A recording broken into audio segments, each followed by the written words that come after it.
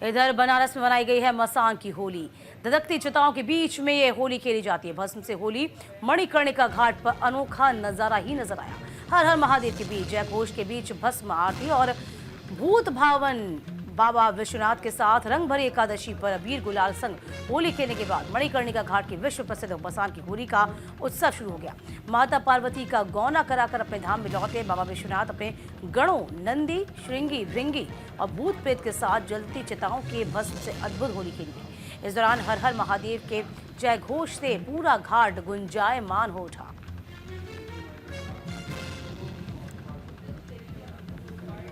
तस्वीर देखिए उस वक्त की है जब ढोल से और डमरुओं से स्वागत किया गया मसान की होली का अद्भुत दृश्य। जिसने भी देखा वो भाव विभोर हुआ। हर हर महादेव के जयघोष के बीच भस्म आरती का जो नजारा, भस्म होली का जो मसान की होली का नजारा था, वो अपने आप में बेहद भव्य नजर आया। तो चिताएं एक तरफ जल रही हैं, इस बीच उत्सव मनाया जा रहा है। और देखिए जीवन का अंतिम सच यही कि आखिर में सभी को इसमें विलीन हो जाना है।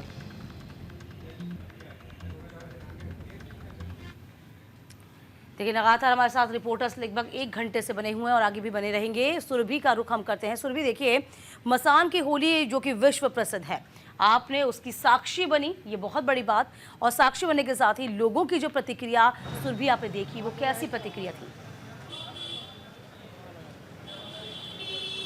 बिल्कुल दीपिका, देखिए जब बात बनारस की होली की करते हैं तो आप जब काशी आएंगे तो आप इस बात को बखूबी समझ पाएंगे कि किस तरीके से यहाँ पे उत्सव की शुरुआत रंग भरी एकादशी के साथ में होती है। और रंग भरी एकादशी के दिन, जैसा हमने आपको पहले भी इस बारे में जानकारी दी थी, और ये कहा जाता है कि भगवान शिव जब माँ पार्वती का गौना कराकर काशी लाए थे तो पहले दिन तो उन्होंने देवगणों के साथ में होली खेली और उसे रंग भरी एकादशी का नाम दिया गया। और ठीक उसके अगले दिन होती है मसानी की होली, जो कि मणिकर्णिका घाट हरिश्चंद्र घाट पर मनाई जाती है। और देखिए होली तक आप अलग अलग घाटों पर अलग अलग प्रकार के कार्यक्रम देख पाएंगे। ये जो यहाँ पीछे आप बैनर देख रहे हैं, आपको दिखाई भी दे रहा होगा चिता भस्म की होली।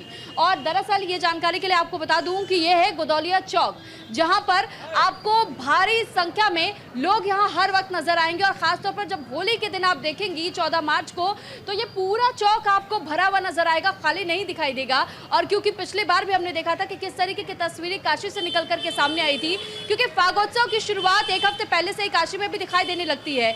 हम जब यहाँ बनारस में आए थे तो बनारस में उस खूबसूरती को हमने देखा। रात के लगभग 11 बज रहे थे, लेकिन उस दौरान भी लोगों में खासा उत्साह, लोग बिल्कुल रंग से सराबोर नजर आए थे। और उसी उम्मीद के साथ में कि काशी की तुलना, क्योंकि कई बार को मथुरा की होली से भी कर दी जाती है, क्योंकि काशी में जिस तरह बेहद ही अनोखी परंपरा रही है भस्म के होली खेलने की, तो ऐसे में आप समझ सकती हैं कि कितना ज़्यादा महत्वपूर्ण हो जाता है काशी के लोगों के लिए भी।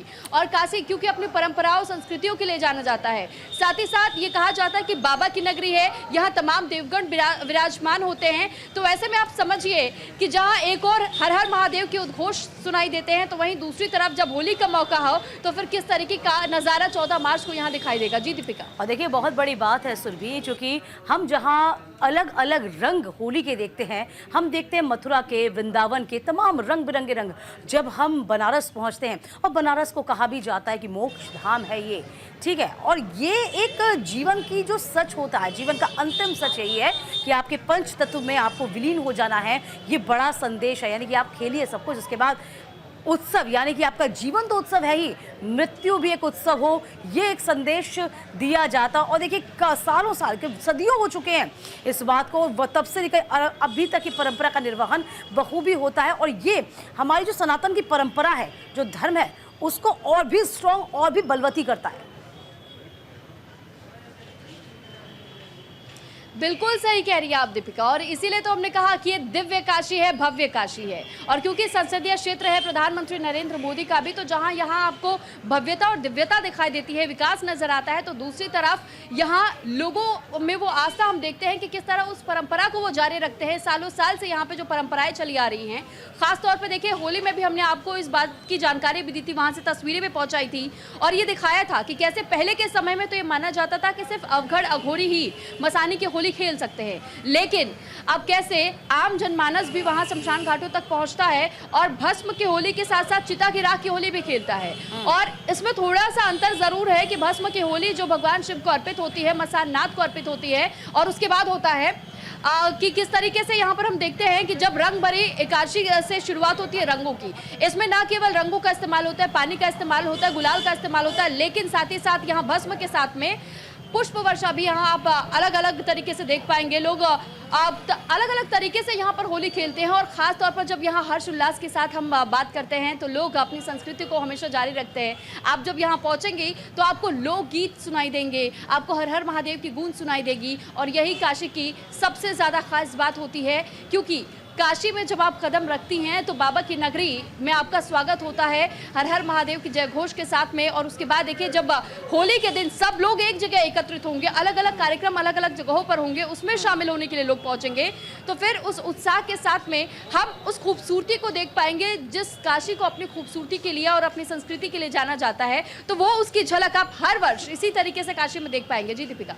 बिल्कुल जाहिर सी बात है, बनारस की जो गलियां हैं उसकी बात ही कुछ निराली, जैसे कि कुंज गलियां हैं मथुरा वृंदावन की, ऐसे ही गलियां हैं बनारस की भी, जो उनकी अपनी एक शान है। देखिए ये नज़ारा कितना अद्भुत होगा सुरभि। हम ये भी कह रहे हैं कि एक तरफ चिताएं जल रही हैं और दूसरी तरफ उत्सव मनाया जा रहा है।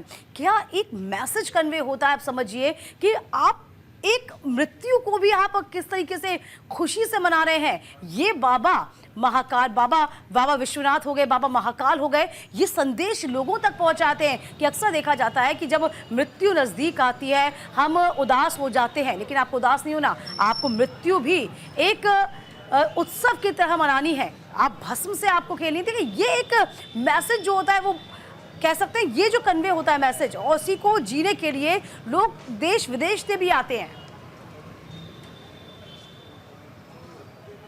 बिल्कुल ठीक कह रही है आप, क्योंकि मसाने की होली में भी जो आंकड़े निकलकर सामने आए, ये बताया गया कि लगभग 5 लाख के करीब यहाँ सैलानी पहुंचे हुए थे, ताकि वो भी भस्म की आरती कैसे होती है, भस्म की होली कैसे होती है, इसे समझ पाए। और हमने कुछ विदेशी सैलानियों से भी जब बीते कल बात की थी दीपिका, तो उन्होंने भी यही कहा था कि कोई इटली से आया था, कोई अमेरिका से आया हुआ था, कोई रूस से आया हुआ था। तो फिलहाल देखिए उन विदेशी सैलानियों का भी यही कहना है कि हम भारत में उस खूबसूरत होली को समझना चाहते हैं, क्योंकि हम हर ओर देखते हैं कि रंग बिरंगे चेहरे हमें नज़र आते हैं, लोगों के चेहरों पर वो खुशी होती है।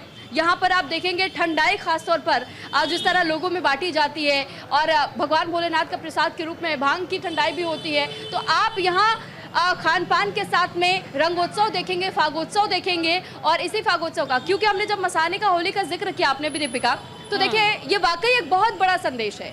लोगों में उस घबराहट को हम महसूस कर पाते हैं, मृत्यु को आखिर वो किस तरह देखते हैं। लेकिन जब आप काशी आते हैं तो मणिकर्णिका घाट एक ऐसा घाट है जहाँ पर 365 दिन और 24 घंटे वहाँ चिताएं जलती रहती है। चिताओं की राख कभी ठंडी नहीं होती है। और जब आप वहाँ पहुँचेंगे तो उस प्रक्रिया को आप समझ पाएंगे कि जीवन और मृत्यु के बीच में मुश्किल से एक बहुत पतली सी रेखा, आप उसे कह सकते हैं, एक बहुत पतली सी डोर है जो कि सांसों से जुड़ी हुई होती है। और जैसे ही सांसों की लीला समाप्त होती है, आपके जीवन काल समापन हो जाता है।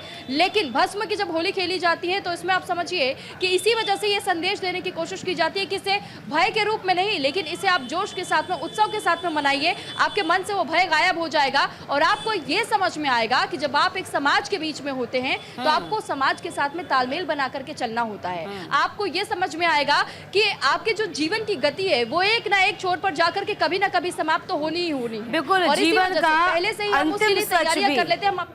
जीवन का अंतिम सच भी यही है कि पंच तत्व में ही आपको विलीन हो जाना है, और ये एक संदेश है। और इतनी खूबसूरती से साथ मेरे ख्याल से कोई भी धर्म मृत्यु को इतना सुंदर तरीके से परिलक्षित नहीं कर सकता जितना सनातनी कर पाते हैं। बहुत शुक्रिया आपका तमाम जानकारी देने के लिए।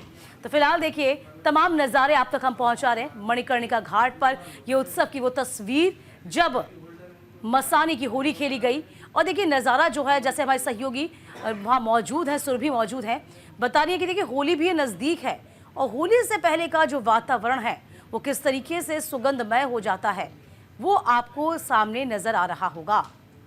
तो फिलहाल देखिए धधकती चिताओं के बीच में ये एक अनोखी ही होली है जिसका आनंद सभी लेते हैं।